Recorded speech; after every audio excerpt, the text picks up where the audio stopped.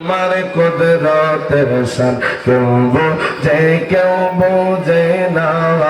আল্লাহ আল্লাহ আল্লাহ আল্লাহ আল্লাহ। কাউকে রাখো কাউকে রাখো কাউকে রাখো গাছতলাতে, কাউকে রাখো বালখানায়, কাউকে রাখো গাছতলাতে, কাউকে রাখো বালখানায়। আল্লাহ তোমার কুদরতের শান কেউ বোঝে না। আল্লাহ আল্লাহ আল্লাহ আল্লাহ। লা ইলাহা ইল্লাল্লাহ মুহাম্মাদুর রাসূলুল্লাহ সাল্লাল্লাহু আলাইহি ওয়াসাল্লাম। প্রত্যেকে জবানটা খুলে বলেন আলহামদুলিল্লাহ। দুই হাত তুলে বলেন ইয়া রাসূলুল্লাহ। আমার বাবারা ভাইয়েরা বন্ধুরা একটু গভীর মনোযোগ দেন, লক্ষ্য করেন।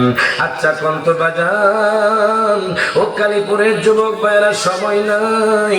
এই তো আমরা যখন গাড়ির মধ্যে ছিলাম তখন শুনলাম নাকি আবার ভূমিকম্প হয়েছে। কথা কনে বাজার। ও হুমনার মানুষ, ও কালীপুরের মানুষ, অন্তর একটু ভয় আনেন। আল্লাহ যখন ধরবে, ধরার মতো ধরবে, তখন আপনি পলায়ন করার জায়গা পাবেন না। তার হাত করে কোন ঠিক না বেঠে, তখন আপনি পলায়ন করার জায়গা পাবেন না। হিরুবাজানদি ঢাকার জমিনে কয়েকবার ভূমিকম্প হয়ে গিয়েছে। একটু কি অন্তরে আল্লাহর ভয় আসে না? একটু কি আপনার বাজার অন্তরের মধ্যে জাহান্নামের ভয় আসে না? একটু কি মৃত্যুর ভয় আসে না?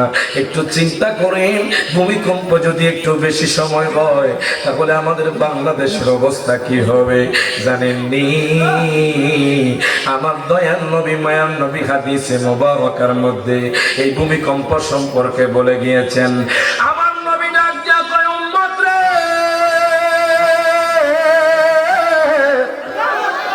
হে উম্মত, ও কালীপুরের যুবক ভাইয়েরা, অনেক সময় আপনি ফেসবুকের মধ্যে সময় কাটিয়েছেন, অনেক সময় আপনি টিভির ঘরে সময় কাটিয়েছেন, দোকানপাটে আড্ডা না দিয়ে আল্লাহর ভয় অন্তরে নিয়ে এই জান্নাতের বাগানে এসে বসে পড়ুন।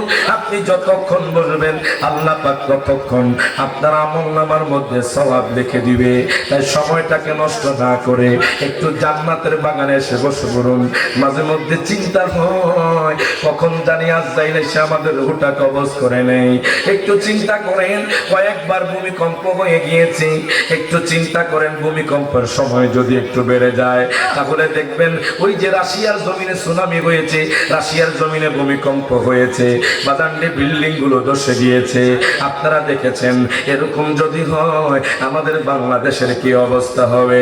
আমার নবী ডাক দিয়া কয়, উম্মত রে, ভূমিকম্প হওয়া, ভূমিধস হওয়া, অগ্নিবায়ু হওয়া, পাথরের বৃষ্টি হওয়া, কয়েকটি উল্লেখযোগ্য কারণ আছে। প্রত্যেকে জবানটা খুলে কর আল্লাহু আকবার। দুই হাত তুলে বলেন ইয়া রাসূলুল্লাহ। ও যুবক ভাইয়েরা, একটু গভীর মনোযোগ দেন, লক্ষ্য করেন। কেউ কথা বলবেন না, কথা বললে আলোচনা করতে কষ্ট হবে। ও আমার ছাত্র ভাইয়েরা, আপনারা কথা বলবেন না। আমার দয়াল নবী মায়ার নবী রাহমাতুল লিল আলামিন নবী ডাক দিয়া কয়, উম্মত রে,